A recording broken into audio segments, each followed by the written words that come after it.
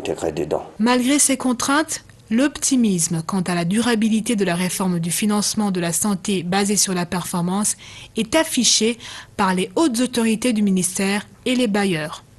L'expérience de cette approche de financement basée sur la performance au Burundi a acquis une renommée internationale avec en plus une valeur ajoutée importante qui est l'intégration de la gratuité dans le cadre de cette approche. Donc voilà tous des éléments qui certainement sont un plaidoyer pour assurer une durabilité de cette approche dans le pays.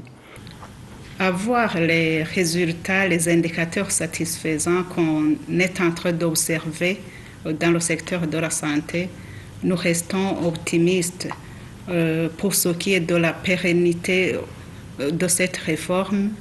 Parce que d'une part, il y a l'engagement du gouvernement du Burundi qui met en avant favoriser l'accès aux soins pour la population burundaise et cela se matérialise par l'augmentation progressive du budget de l'État alloué au secteur de la santé de manière générale, mais de manière spécifique, le budget alloué à cette réforme financement basé sur les performances.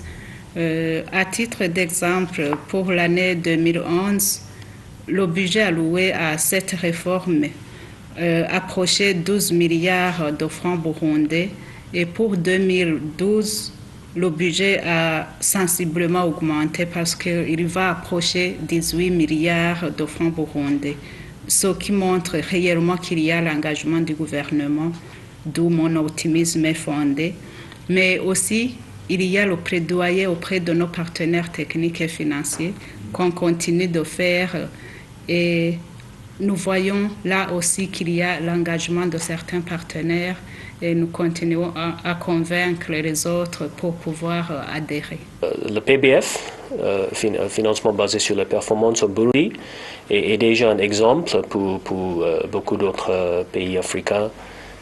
Et même ailleurs. Il y a des gens d'autres équipes, d'autres pays africains qui viennent au Burundi pour étudier le PBF de Burundi.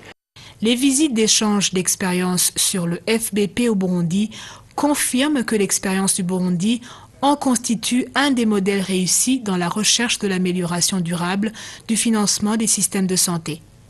Des délégations du Tchad et des Comores ont visité le Burundi du 10 au 12 octobre 2011, tandis qu'une délégation de la Sierra Leone a séjourné au Burundi du 7 au 9 novembre 2011.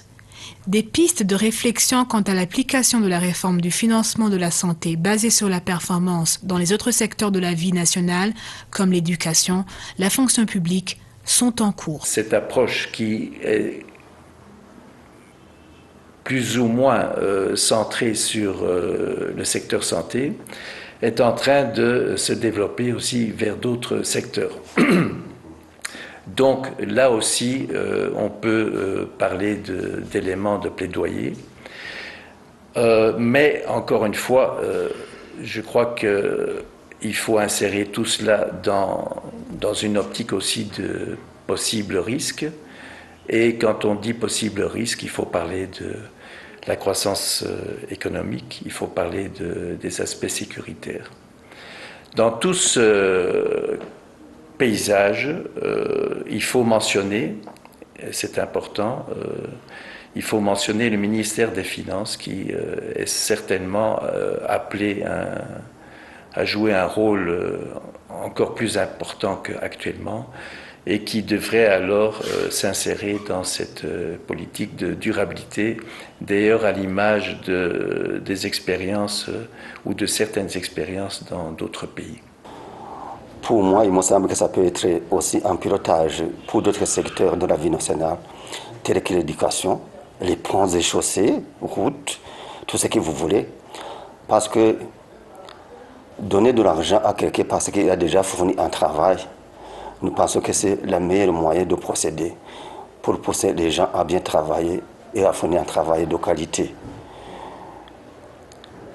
Le Burundi sera un modèle parce que quand nous voyons déjà des pays qui sollicitent de venir visiter le Burundi. Nous avons eu déjà 2 pays qui sont venus, dont le Tchad. Donc, le Rwanda nous a précédés. Mais maintenant, il me semble que le modèle burundais intéresse plus le monde entier parce que tout le monde veut suivre de près et veut nous suivre pour que nous corrigions les erreurs possibles pour qu'ils puissent être adoptés comme modèle. C'est une expérience à être empruntée par d'autres ministères parce que le fait qu'on prime quelqu'un qui a déjà bien travaillé, ça montre que cette réforme peut même aider le Burundi à développer d'autres secteurs de la vie des Burundais.